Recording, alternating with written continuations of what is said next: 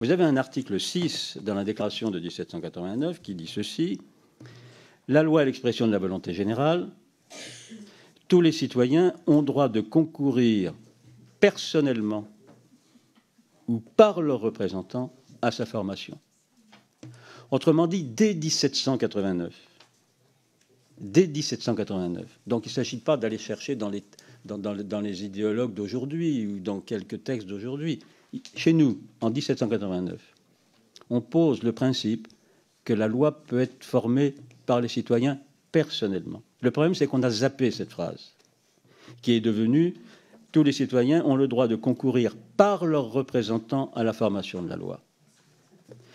Et les conventions de citoyens sont simplement la manière de réhabiliter, de réactiver, comme on dit maintenant, cet adverbe personnellement.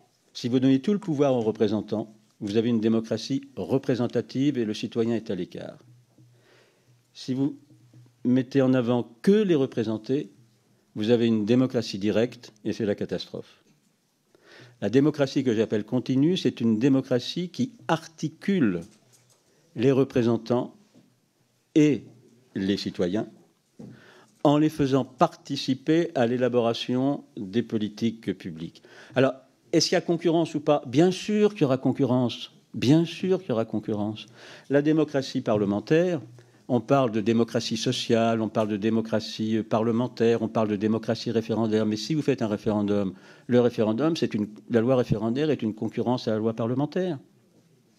Donc, bien entendu, il ne faut pas se cacher les yeux. Il y aura une concurrence. Cette concurrence, il faut qu'elle soit loyale, comme toute concurrence, et par conséquent qu'elle soit articulée, et pour cela qu'elle soit inscrite dans la Constitution.